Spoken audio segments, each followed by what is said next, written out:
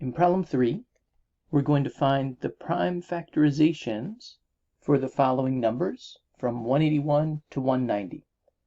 Before we do, let me point out a couple important facts. Any natural number, any positive whole number, can be expressed uniquely as the product of prime factors. Okay, that's an important thing to know. Secondly, because all of these numbers are less than 190 and 14 squared is equal to 196, if we're looking for prime factors, we just need to check the prime numbers up to 14. So we're going to focus our attention on 2, 3, 5, 7, 11, and 13. That's not to say these are the only prime factors we'll encounter, but these are the ones that we need to look for in order to find all possible prime factors. So let's get started. 181 is not even, so I can't divide it by 2. If I add the digits, I get 10. That number's not divisible by 3, so it isn't divisible by 3. Also, it's not divisible by 5 or 7, 11, or 13. So 181 is just a prime number. And so there isn't really a prime factorization. Basically, it is its own prime factorization. Whereas for 182, it's an even number.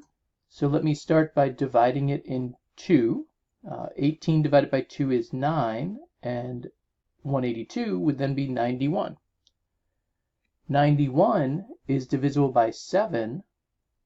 It's 7 times 13. So the prime factorization of 182 is 2 times 7 times 13. Now, looking at 183, I notice that it's divisible by 3. A shortcut for figuring that out is to add the digits together. 1 plus 8 plus 3 is 12, and 12 is divisible by 3, so 183 is divisible by 3. Dividing the 3 into 18, I get a 6. Dividing 3 into 3, I get a 1. And 61 is prime. So the prime factorization here is 3 times 61. 184, of course, is divisible by 2. And if I do that, I get 2 times 92. 92 again is even, so I get 2 times 46, which again is even, so 2 times 23. So I'm using this factor tree approach. If I take the leaves of the factor tree, that is my prime factorization. So here I have 3 2's, so let me write that with an exponent. 2 cubed times 23. 185 is divisible by 5. It's 5 times 37, and 37 is prime, so that's my prime factorization. 5 times 37. 186, again, we have an even number, so I can divide that by 2. This time I get 93, which I can divide by 3. So I get 31 times 3, which gives me a prime factorization of 2 times 3 times 31. 187 is an interesting one. It's not even. It's not divisible by 3 or 5 or 7. But it is divisible by 11.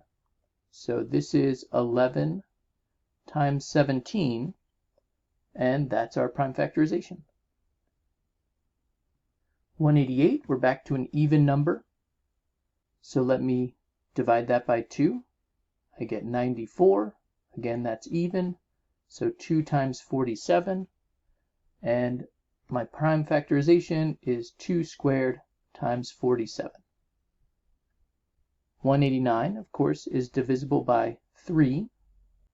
63 is the result, which of course equals 7 times 9. And 9 is 3 times 3. So again, looking at the leaves of my factor tree, I have 3 3's and 1 7. So the prime factorization is 3 cubed times 7. And finally, 190 is equal to 19 times 10, and 10 splits into 2 times 5. So my prime factorization is 2 times 5 times 19. And there we have it.